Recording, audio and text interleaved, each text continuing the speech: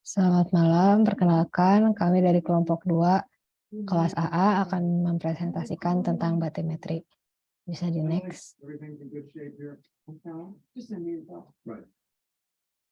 Sebelumnya berikut anggota kelompok dari kelompok 2, mulai dari nomor pertama.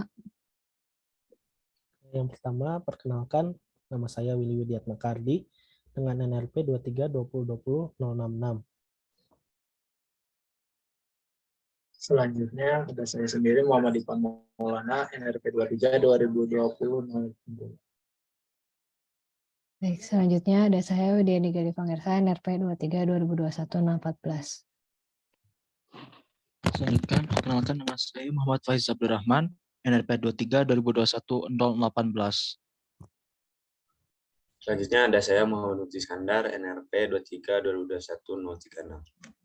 Selanjutnya ada saya sendiri Dendi Junian Saputra, NRP 23 2021 054.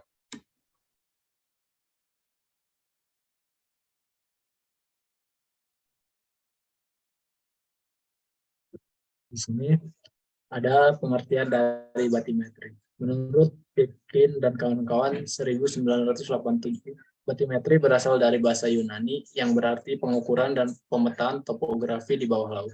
Sama seperti yang disampaikan oleh Purbandono dan Junarsyah 2005. Batimetri merupakan proses penggambaran dasar perairan sejak pengukuran, pengolahan hingga visualisasinya. Adapun unsur utama pembuatan batimetri adalah pengukuran jarak dan kedalaman badan air. Next. Selanjutnya itu ada alat-alat pada batimetri yang salah satunya adalah echo sounder. Itu adalah salah satu peralatan yang digunakan untuk menentukan kedalaman air dengan cara mengukur interval waktu antara pemancaran gelombang suara dengan penerimaan pantulannya dari dasar air.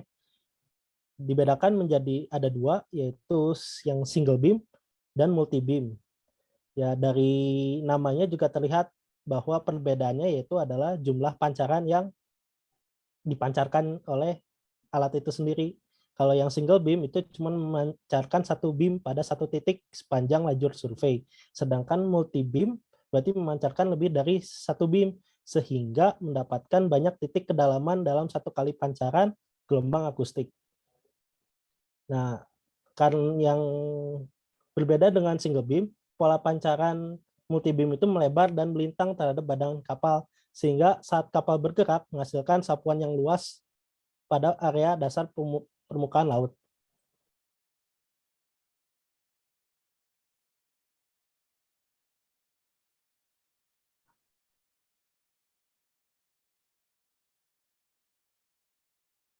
Selanjutnya untuk side scan sonar bisa dijelaskan oleh Dendi.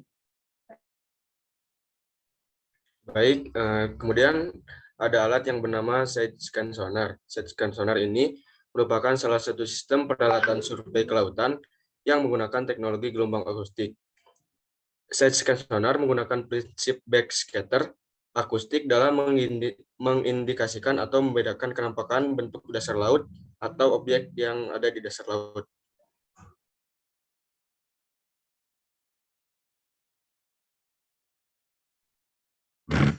Untuk alat selanjutnya ada GPS.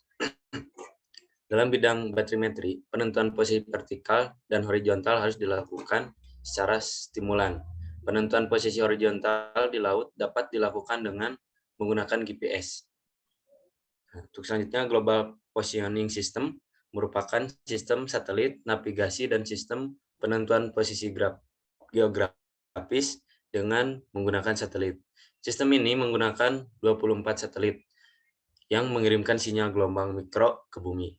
Sinyal ini diterima oleh alat penerima ke permukaan dan digunakan untuk menentukan posisi, kecepatan, arah, dan waktu.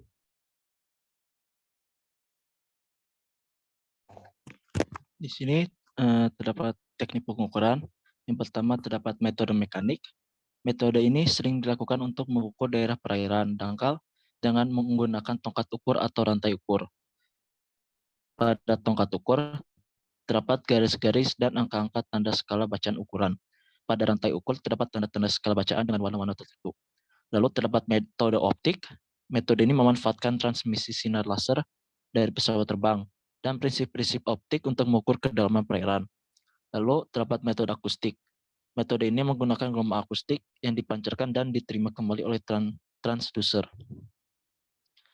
Berikut merupakan contoh pemetaan batimetri untuk mendukung alur pelayaran di perairan Banjarmasin, Kalimantan Selatan. Lalu terdapat contoh lagi mengenai pengukuran batimetri untuk perencanaan pengerukan kolam pelabuhan Peti Kemas, Belawan, Sumatera Utara. Selanjutnya di sini saya akan menjelaskan manfaat dari batimetri. Untuk manfaat dari batimetri sendiri ada banyak, namun di sini kami hanya merangkum 5 manfaat batimetri yang menurut kami cukup relevan. Yang pertama, perencanaan pembangunan wilayah perairan ini sangat membutuhkan batimetri untuk membantu dalam memilih lokasi pembangunan yang aman dan efisien. Lalu selanjutnya untuk penentuan alur pelayaran juga dapat digunakan batimetri untuk memperhitungkan kedalaman laut dan kondisi dari topografi dasar laut agar bisa menentukan jalur pelayaran yang aman dan efisien. Informasi batimetri juga dapat membantu dalam perencanaan navigasi dan pemasangan bantuan navigasi seperti mercusuar dan navigasi elektronik. Selanjutnya, perencanaan pengerukan kolam pelabuhan. Batimetri dapat memberikan informasi tentang kedalaman dasar laut yang diperlukan untuk pelayaran kapal-kapal di pelabuhan. Informasi batimetri juga dapat membantu dalam merencanakan pengerukan kolam pelabuhan untuk memperdalam dan memperlebar kolam, sehingga kapal-kapal tersebut dapat masuk sesuai dengan ukurannya. Lalu selanjutnya ada penekasan batas laut suatu negara. Batimetri dapat menentukan batas laut suatu negara dengan memperhitungkan topografi dasar laut dan kedalaman laut. Ini juga akan membantu dalam menentukan wilayah ekonomi eksklusif dari suatu negara. Selanjutnya, mempelajari morfologi suatu perairan. Batimetri dapat membantu dalam mempelajari bentuk dan struktur dasar laut seperti gunung bawah laut, palung, dan dataran laut. Informasi batimetri juga dapat membantu dalam memahami dinamika perairan seperti arus dan gelombang laut, serta pengaruhnya terhadap ekosistem laut dan lingkungan sekitar. Berikut ini laporan atau presentasi yang telah dibuat oleh kelompok 2. Terima kasih telah menyimak. Mohon maaf bila ada kesalahan. Wassalamualaikum warahmatullahi wabarakatuh.